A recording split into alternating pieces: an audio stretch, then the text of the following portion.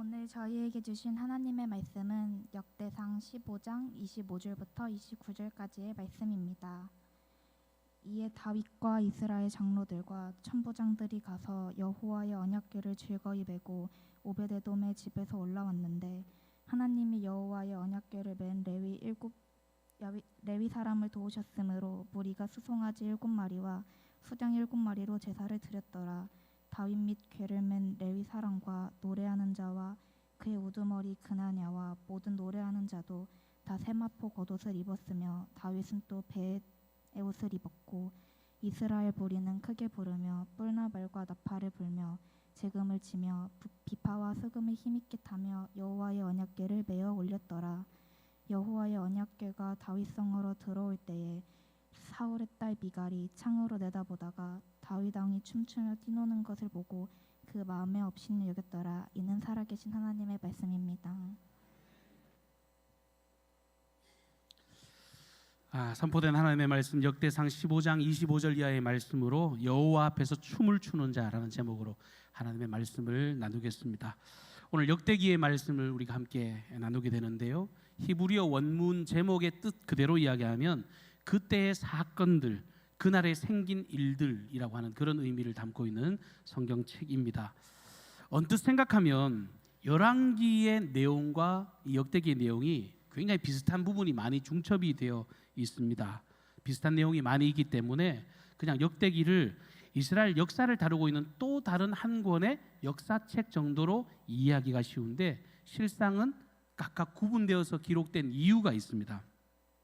사무엘서, 열왕기서 같은 경우는 남북 이스라엘 역사 그리고 모든 왕들의 이야기를 쭉 다 기록을 했다면 역대기 같은 경우는 남유다에 국한이 되어 있습니다. 그리고 남유다의 이야기뿐만 아니라 하나님의 성전을 중심으로 해서 하나님을 어떻게 경외하는 것에 대해서 이 내용을 담아가고 있다는 거예요. 무엇보다 중요한 것은 역대기를요 누가 기록했는지 여러분 아십니까? 역대기는 에스라가 썼어요. 역대하 마지막 구절과 에스라의 첫 구절이 똑같습니다. 그러면 한 사람이 썼다는 이야기잖아요. 그리고 이 에스라가 썼다는 건 무엇을 이야기하는 겁니까? 지금 이건 이스라엘 백성들이 하나님께 범죄하고 죄를 범해서 바벨론이라고 하는 나라에 집어삼켜져 가지고 포로로 끌려가서 장장 70년을 살았습니다. 그러니까 엄청난 고통을 당하고 포로로 끌려가서 고생하고 그리고 다시금 돌아와서 이 역대기를 기록하고 있다는 거예요. 그런데 어떤 의미를 담았겠어요? 우리 과거 역사, 하나님께 범죄했던 것들, 하나님께 정말 잘못했던 것들, 그런 부분들에 대해서 우리가 정신을 차리고 우리는 택한 선민이다. 하나님의 거룩한 공동체다. 우리는 하나님께서 선택하신 신앙적 공동체, 그것이 우리 이스라엘이라고 하는 나라다라고는 그 정체성을 확실히 부각시키려고 이 성경을 기록하고 있는 것입니다. 2차 포로 귀환 이후에 성전이 재건되었는데 그 이후에 한 70년 정도의 시간이 지났지만 여전히 혼란과 어려움의 시간들을 걸어가고 있습니다. 포로의 현장에서 돌아오기는 했는데 다 주변을 보니까 무너진 상태예요. 여전히 이방 족속들의 방해와 박해는 과거나 큰 다를 바가 없을 정도로 현실 그대로 지금 그들은 누리고 있었습니다. 그러면 위기가 있고 어려움이 있으면 어떤 생각이 들겠습니까? 야, 하나님이 혹시 우리가 바벨론이라고 하는 나라, 이 페르시아라고 하는 나라, 이런 심판의 막대기를 통해서 우리를 징계하신 거 정말 우리가 그냥 혼났기 때문에 이제 다시금 일어설 수 없는 것 아닌가? 여호와 하나님과 우리와의 관계는 이제 영 끝난 것 아닐까? 우리가 여전히 하나님의 백성이 맞기는 맞는가? 이런 의문이 들었을 거예요. 그러니까 이런 혼란을 겪고 있는 백성들에게 제일 중요한 게 뭡니까? 정신무장, 무슨 생각을 가져야 될지, 그게 정말 중요한 시기였다고 하는 겁니다. 나라 잃은 서러움과 온갖 세파에 찌들어서 흩어진 이스라엘 백성들에게 가장 필요한 것은 우리가 어떤 존재인지, 우리가 어떤 하나님을 믿고 있는지 그 동질성을 회복시키는 일이 급선무였습니다. 그래서 이 역대기를 기록하면서 특별히 그 중심에 이 다윗이라고 하는 아주 선 왕을 기록하면서 그 다윗의 그 계보를 우리가 계속해서 이어가야 한다라고 하는 다짐을 하고 있는 것입니다. 하나님께서 가장 기쁘게 여겼던 다윗 왕, 이스라엘 역사상 가장 태평성대를 이루고 이스라엘 역사상 통일 왕국으로 많은 사람들의 입에 오르내렸던 그 다윗 왕의 전성기를 회복시키고, 그때 하나님 중심, 성전 중심으로 살았을 때 얼마나 큰 영광 아래 거했는지를 이들이 기억하기를 원했습니다. 그리고 지금 오늘을 살아가고 있는 시대에서 그 이야기를 하면서 이렇게 생각하는 거예요. 봐라, 하나님께서 다윗에게 언약하셨던 그 다윗의 언약이 옛날로 끝난 게 아니다. 지금 여전히 우리에게 지금 지속되고 있어서 우리가 지금 오늘을 살아가고 있지 않느냐. 하나님의 다윗의 언약은 무효가 아니라 여전히 우리에게 성취되고 있고, 변함없는 그 사랑과 은혜로 우리를 여전히 보호하고 우리를 지키시되 끝까지 우리를 책임져 가실 것이다 라고 하는 사실을 이 많은 백성들에게 선언하고 있습니다. 우리는 하나님이 구별하신 거룩한 제사장의 나라다. 이게 역대기의 중심 주제입니다. 그래서 너희는 사울의 길, 여로보암의 길, 그런 길을 따라갈 것인가, 아니면 다윗의 길을 걸어갈 것인가. 너희들이 정말 저 강하다고 생각하는 그 이방 나라를 의지하면서 거기에 빌붙어서 기웃기웃거리고 살아갈 것인가, 아니면 변함없는 그 여호와 하나님을 의뢰할 것인가. 너희들이 알량한 그 힘을 의지하고 살아갈 것인가, 아니면 돌이켜 하나님만을 전적으로 부여잡고 살아갈 것인가.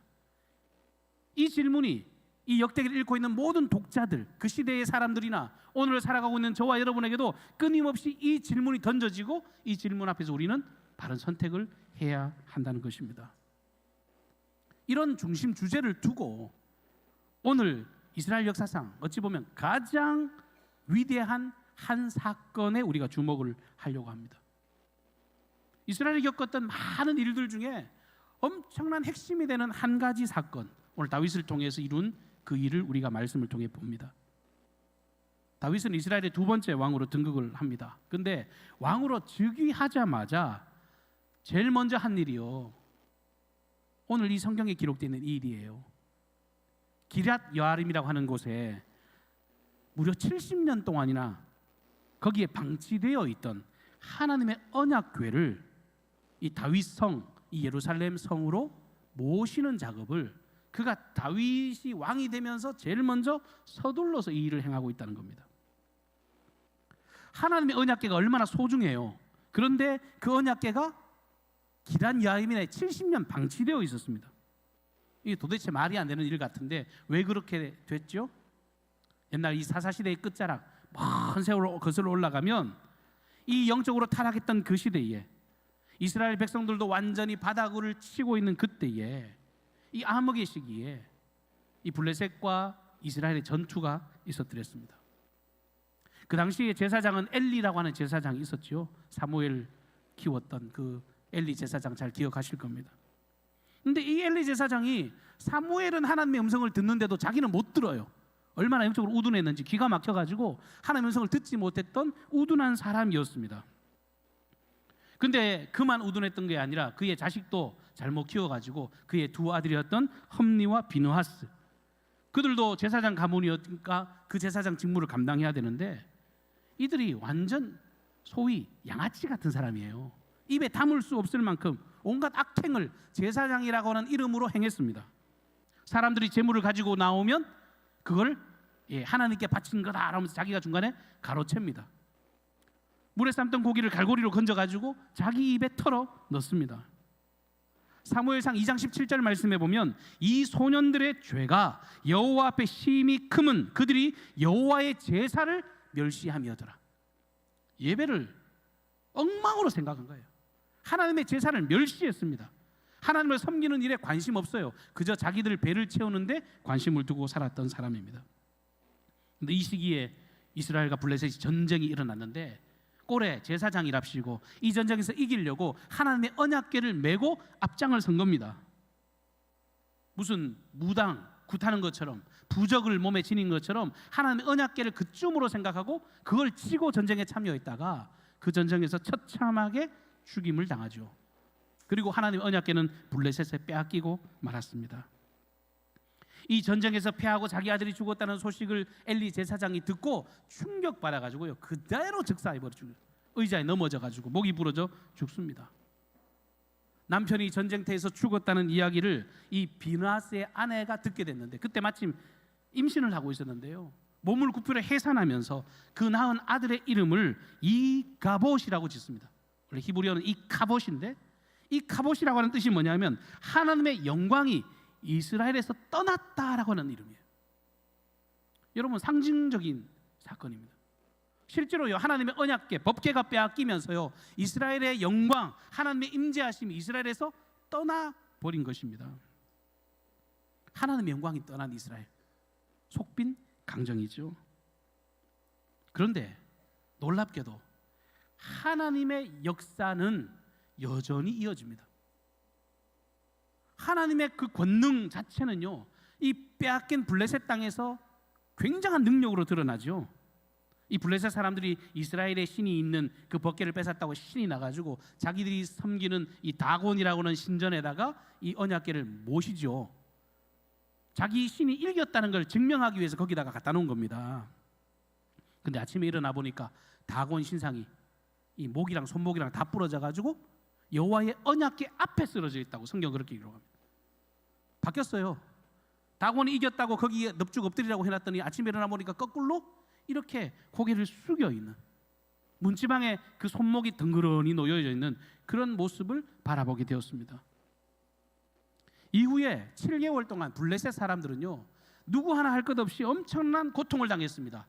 독한 종기가 그 지역을 휩쓸어 가지고요, 사람들이 아우성치고 절규하고 힘이 드는 시간들을 보냈습니다. 결국은 이를 두려워했던 이 블레셋의 방백들은 스스로 살기 위해서 이거 안 되겠다, 이거 내보내야 되겠다, 이 언약궤를 내보내야 우리가 살겠다, 그러면서 한 번도 멍에 메어보지 않은 젖나는 암소 2마리에다가 이 언약궤를 실어서 블레셋에서 내보냅니다.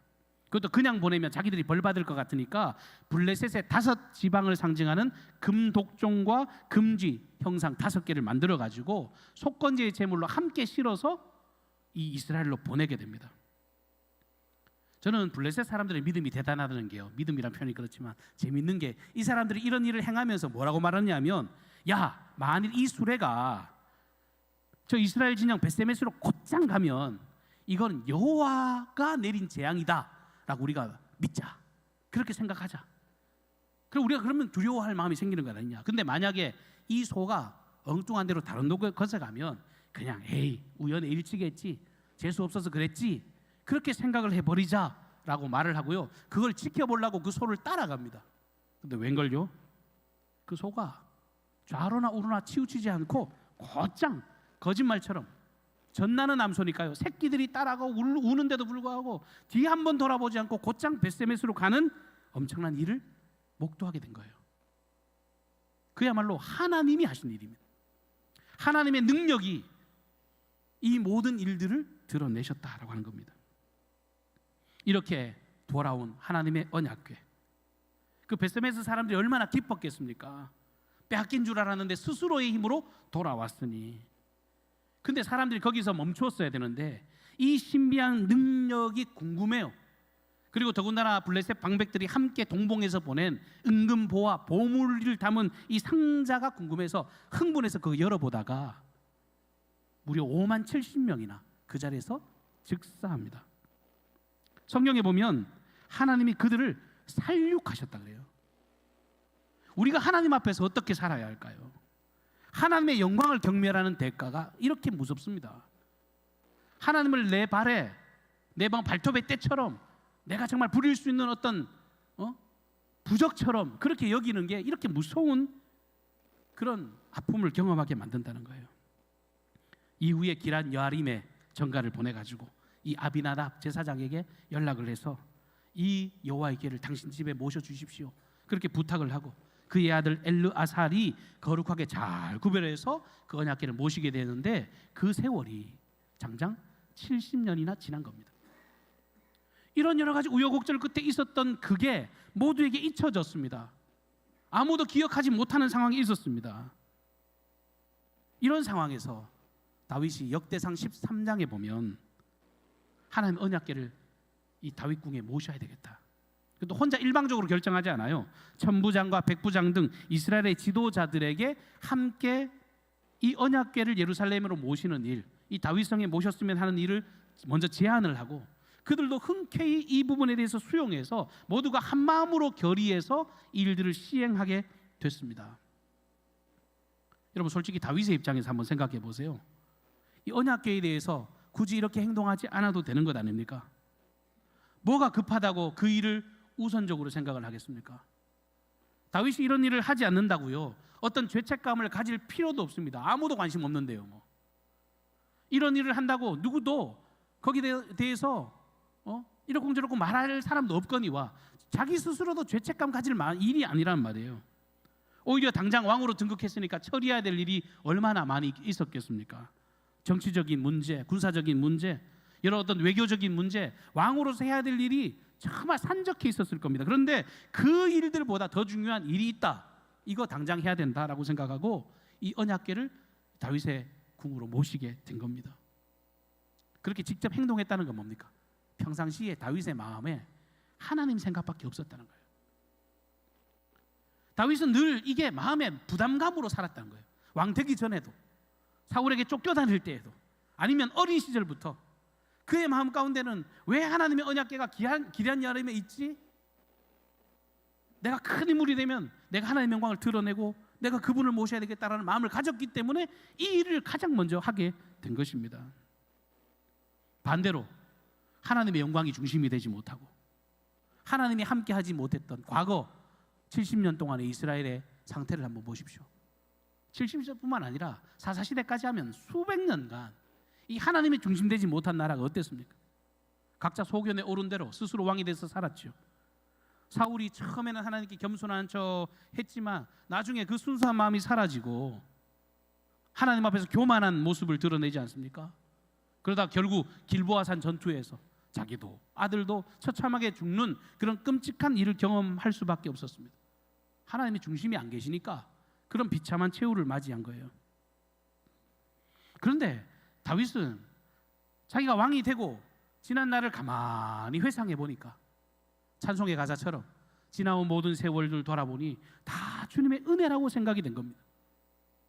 내가 걸어왔던 이 모든 것들이 다 주님의 은혜였구나. 내가 골리앗을 작은 물맷돌 하나로 내가 때려 눕혔지만 실장은 말도 안 되는 그 작은 것으로 하나님 이기게 하셨으니 그건 내 힘이 아니라 전적인 하나님의 은혜였습니다.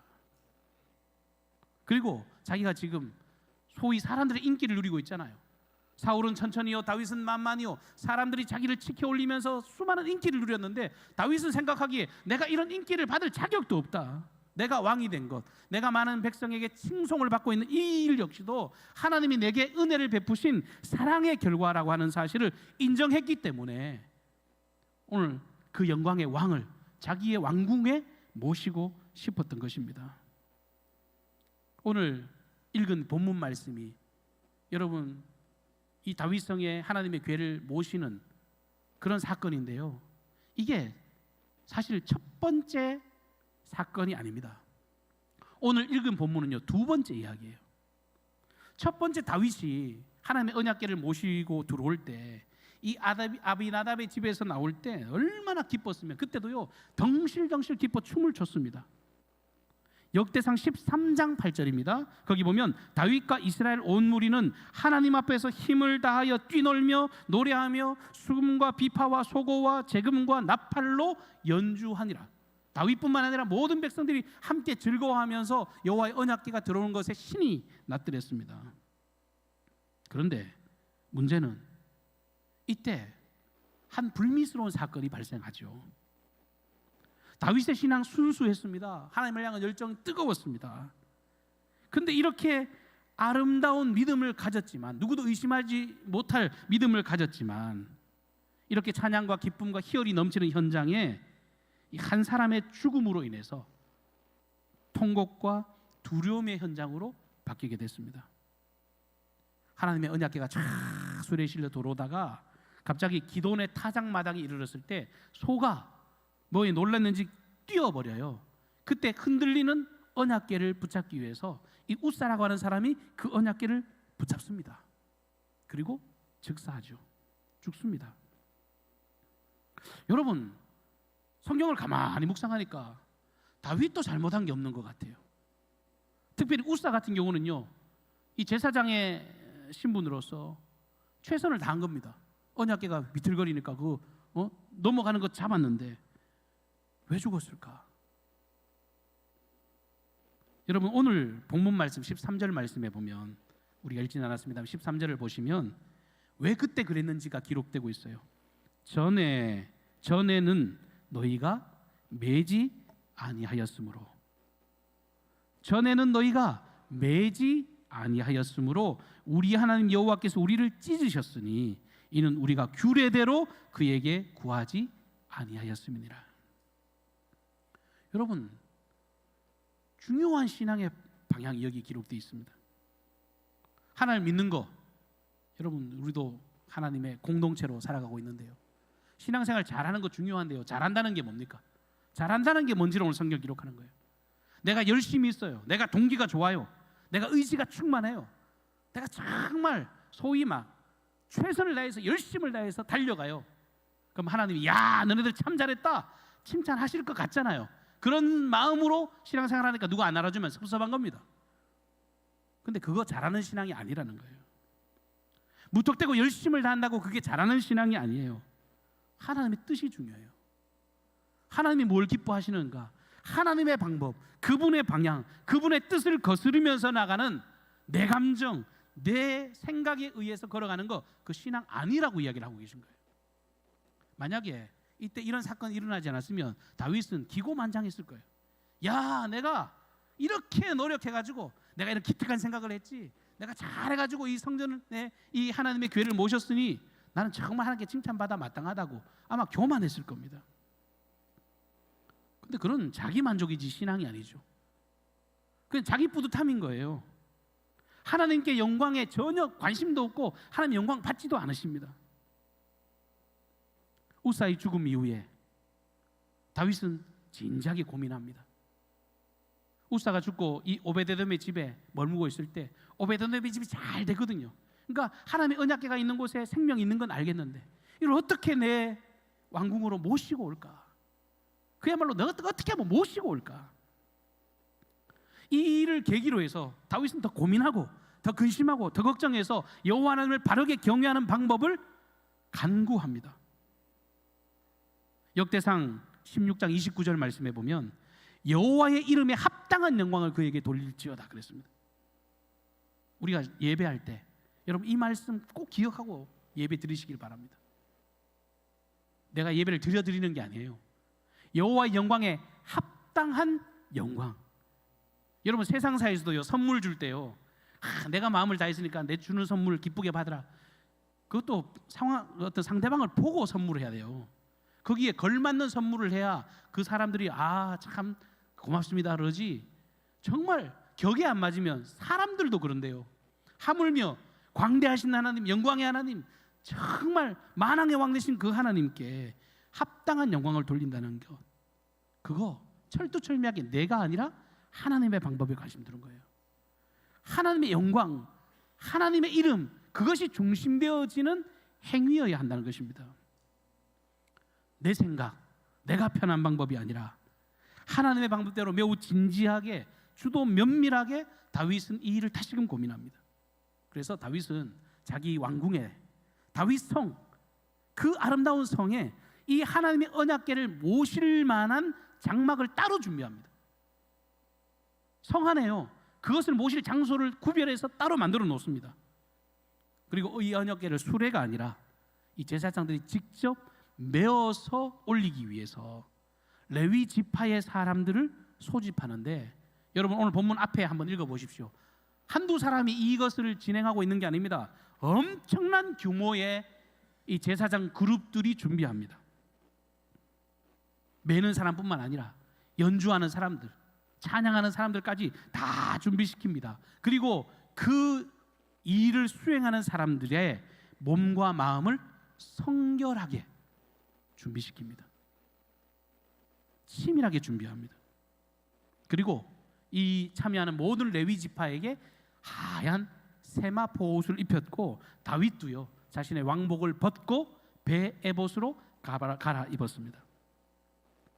과거의 실패를 교훈 삼아서 뭘 개선해야 될까? 어떻게 하는 것이 하나님의 기쁨이 될까? 그 문제점을 찾고 그것을 세심하게 보완하는 일을 다윗은 노력했습니다. 사람들은 다윗이니까 당연히 그렇게 했겠지라고 생각해요. 여러분, 다윗이니까 그 천만의 말씀이에요. 다윗의 이런 행동을 통해서 우리가 바라봐야 될 마음을 우리가 잘 찾아야 합니다. 그는 의인이었으니까, 그는 완벽주의자니까 이렇게 잘했겠지, 그게 아니잖아요. 그는 언약궤를 한번 옮기는 과정에서 자기의 실수를 인정했습니다. 자기가 부족하다는 것을 깨달았습니다. 인생 가운데 밧세바를 범했을 때도 마찬가지죠. 여러분, 교만한 사람은 끝까지 자기 의지를 꺾지 않아요. 그런데 다윗은요, 밧세바를 범했을 때나 언약궤의 이 실패를 경험했을 때나 언제든지 내가 잘못했습니다, 내가 이렇게 허물진 인생입니다, 내가 죄인입니다, 그것을 인정하고 기꺼이 하나님 앞에 엎드렸어요. 그리고 반성하고 그것을 고치고 하나님 앞에 더 아름다운 모습으로 서기 위해서 겸손한 마음을 가졌기 때문에 하나님이 다윗을 향해서 너는 내 마음에 합한 자라고 칭찬을 받게 된 것입니다. 우리도 하나님 앞에 늘 이렇게 살아야 합니다. 신앙생활 하면서 교만하기 이를 데 없고, 나는 하나님 앞에 서면 나는 불완전한 존재입니다. 나는 생의 끝이 있는 유한한 존재이고, 나는 실수도 많고 죄도 많고, 나는 스스로 구원할 수 없는 나약한 인생임을 기억하고 고백하며 그 하나님의 뜻 앞에 나를 맞춰가기 위해서 몸부림치는 삶, 그것이 주님의 기쁨이 되는 삶이라고 하는 것입니다. 이렇게 순전하게 준비해서 하나님의 언약궤를 다윗성으로 모시는데요, 너무너무 아름답게 이 행사가 진행되어져요. 아름다운 찬양들, 막 수없이 많은 사람들이 하나님께 찬양을 올려드리는 현장, 그리고 비파와 수금과 재금 등 수많은 악기들이 연주되어지는 그 성대한 상황에서 이 다윗의 궁으로 여호와의 언약궤가 들어오는데, 이 똑같은 내용이 사무엘하 6장에도 기록이 되어 있거든요. 사무엘하 6장 13절 말씀에 보면 그때의 모습을 이렇게 묘사합니다. 여호와의 궤를 맨 사람들이 6걸음을 가매 다윗이 소와 살찐 송아지를 잡아 제사를 드렸다. 상상해 보십시오. 아까 막 장엄한 음악이 펼쳐지고 찬양대가 펼쳐지는데 제사장들이 그냥 들고 터벅터벅 들어 그런 게 아니에요. 6걸음 걷고 나면 그 자리에 서면 하나님께 번제로 제사를 드립니다. 제사를 올려드리고 또다시 6걸음을 걷습니다. 여러분, 사람 6걸음 그러면 얼마나 거리가 되겠습니까? 그만큼 그 짧은 거리였지만요, 할 수 있는 한 최선을 다해서 정성을 기울였습니다. 혹여 불경스럽게 보여질까 봐, 혹여 인생의 모습이 드러날까 봐 그들은 겸손한 마음으로 한 걸음 한 걸음을 어렵게 내딛었습니다. 근데 그와 반대로요, 한쪽에서는 그렇게 엄숙함이 진행되어지는데 또 한편에서 다윗은 뭐하고 있습니까? 왕의 모습을 내려놓고요, 덩실덩실 춤을 추었습니다. 그렇게 장엄한 현장이 벌어지는 반대편에 다윗은 기뻐 뛰며 춤을 추었습니다. 여기 춤을 췄다는데요, 다윗이 무슨 댄스 학원에 다녔을 리가 만무하잖아요. 히브리어 원문의 의미는요, 빙빙 돌았다라는 의미입니다. 우리말로 하면 소위 막춤을 춘 거예요. 덩실덩실 춤을 추면서 막 좋아서 막 빙글빙글 돈 겁니다. 하나님의 임재가 우리의 궁으로 돌아온다, 하나님의 임재하심이 나와 함께한다, 우리 이스라엘에 하나님의 영광이 들어오신다, 그러면서 기뻐 춤을 췄습니다. 오히려 이 모습을 지켜본 사울의 딸이자 다윗의 아내였던 미갈이 그것을 보고 업신여깁니다. 왕으로서 채통도 없이 왜 저렇게 하느냐고 비웃습니다. 그런데 다윗은 전혀 거기에 굴하지 않습니다. 신경도 쓰지 않습니다. 나는 경건의 모양보다 더 중요한 게 있어, 나는 하나님 앞에 경건의 능력을 갖춘 모습이다, 그러면서 하나님의 임재하심 앞에 순전한 자기의 마음을 그대로 표현했습니다. 눈치 보지 않았습니다. 진실된 마음 있는 모습 그대로 하나님 앞에 영광의 예배를 드렸습니다. 사랑하는 강경중앙교회 성도 여러분, 저는 이 자리에 예배하는 저와 여러분들이 오늘뿐만 아니라 우리 평생의 예배가 이와 같기를 주님 여러분 축복합니다. 여러분, 인생을 살아가면서 삶의 문제가 막히잖아요. 어려움을 당하잖아요. 그러면 세상 사람들은 정답을 찾으려고 여기저기 기웃거립니다. 상담도 받고 종교를 가진 사람들은 이종교 저견적 기웃거리고 무당에 굿도 하고 부적도 쓰고. 여러분, 성경은 뭐라 그래요? 인생에 문제가 막히면 너희 그 문제 유일한 해답은 네가 하나님 앞에 서는 거라고 말하고 있어요. 하나님 앞에 서 있느냐 마느냐, 그게 인생의 문제의 해답이라는 거예요. 스스로가 주인 돼서 살아가는 삶이 아니라 내 삶의 주인은 하나님이시다, 그분 앞에 나가야 되겠다, 내가 그분의 임재하심을 받아들여야겠다고 생각하고 늘 주님 앞에 예배하는 그 일에 목숨을 건다는 거예요. 근데 그게 내 방식, 내 생각, 내 계획을 앞서는 것이 아니라 하나님의 영광에 집중해서 예배 드린 겁니다. 신앙의 중심에 철저하게 하나님의 말씀을 따라가는 삶. 다윗처럼 때로 실패하고 넘어질 때도 있습니다. 위기를 경험할 때도 있습니다. 근데 그때도 다윗은 정말 신세한탄하지 않았습니다. 왜 이랬을까? 내가 혹시 하나님께 범죄하지 않았을까? 그분의 선하신 뜻에 집중하면서 그 모든 것들을 내려놓았습니다. 다윗은 앞서도 말씀드렸지만 이 일을 진행할 때요, 제일 먼저 자신이 입었던 왕복을 벗었어요. 그는 하나님 앞에서 왕이 아니었습니다. 그는 배옷을 입었습니다. 배에봇을 걸쳤습니다. 나는 하나님 앞에 성결한 인생이 되기를 원합니다. 나는 하나님 앞에 진실된 인생이 되기를 원합니다. 나는 한 사람의 단독자로서 그분 앞에 서기를 원합니다. 사람들이 나를 조롱하고 나를 비웃고 나를 외면할지 몰라도, 내게 손가락질을 할지 몰라도, 그게 하나님의 영광 앞에 서는 일이라면 기꺼이 그것을 감수하겠습니다. 절대 타협하지 않고 남의 눈 의식하지 않고 당당하게 내게 주어진 이 믿음의 길을 걸어가겠습니다라고 선언하고 있는 것입니다. 신앙생활 오래 하다 보면 이런 본질적인 게 잊혀질 때가 많아요. 거룩이라는 말을 오해합니다. 착각합니다. 소위 앞에서 가지고 거룩하신 하나님 우리 아버지, 목소리를 변형시켜가지고 막 이렇게 기도하고 허스키한 목소리, 신 목소리, 그런 목소리를 내면 참 목소리 은혜롭네요. 여러분, 그런 게 신앙이 아니에요. 거룩이라는 건 형식이 아닙니다. 거칠에 빠진 그런 모습이 외형적인 모습이 아니라 주님을 향한 진정어린 마음이라는 거예요. 예수님은요, 그렇게 형식적인 신앙을 가진 서기관과 바리새인들을 향해서 외치셨습니다. 너는 독사의 자식이라고, 회칠한 무덤이라고. 껍데기뿐인 신앙은 능력을 발휘할 수 없습니다. 베드로전서 4장 10절 말씀에 베드로 사도는 각각 은사를 받은 대로 하나님의 여러 가지 은혜를 맡은 선한 청지기 같이 서로 봉사하라 말씀하고 계십니다. 저는 우리 강경중앙교회 공동체가 참된 예배자가 되시기를 주님으로 축복합니다. 다양한 하나님이 주신 은사들을 통해, 그 은사들을 통해 내게 주신 그 고유한 은사를 통해서 하나님께 영광을 돌려드리고 하나님의 귀한 능력을 나타내는 복된 공동체가 되기를 바랍니다. 여러분, 우리 교회 화단 보셨어요? 누가 그러대요. 복잡하다고. 근데 여러분, 뭐로 복잡해요? 꽃으로 복잡합니다.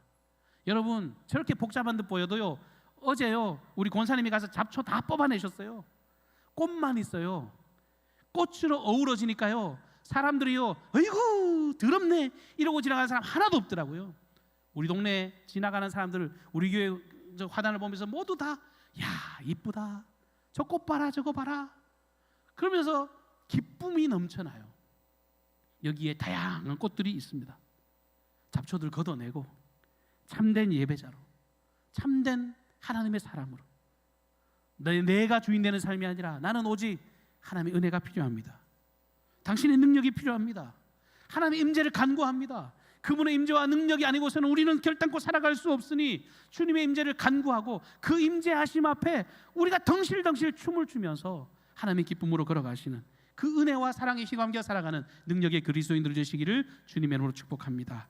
사랑과 은혜가 풍성하신 하나님 우리 아버지, 우리가 하나님께 예배자로 서 있습니다. 종교인이 아니라 순전한 마음으로 주님을 경배하게 도와주시고, 아버지 진토와 같은 상황 가운데서도 주님의 놀라운 생명 역사를 기대함으로 걸어가는 거룩한 인생들이 되게 하옵소서. 여기 모여있는 모든 이들 한 사람 한 사람이 하나님의 소중한 사람인 줄로 믿습니다. 영적 자존감을 회복하게 하여 주시고, 아버지 스스로 주인 되었던 삶에서 내려와 주님의 영광을 위해서 연합하는 귀하고 복된 권속들이 되게 하옵소서. 우리의 삶과 우리의 행동을 통하여 주 하나님의 놀라운 영광이 드러나고 나타나는 복된 인생이 되기를 원합니다. 나옵고 특별히 우리 강경중앙교회가 하나님의 임재하심 가운데 충만한 놀라운 복을 누리게 하옵소서. 모든 삶을 주님께 의탁하옵고 예수님의 존귀하신 이름으로 간절히 기도하옵나이다. 아멘. 다 같이 자리에서 일어나셔서 찬송가 430장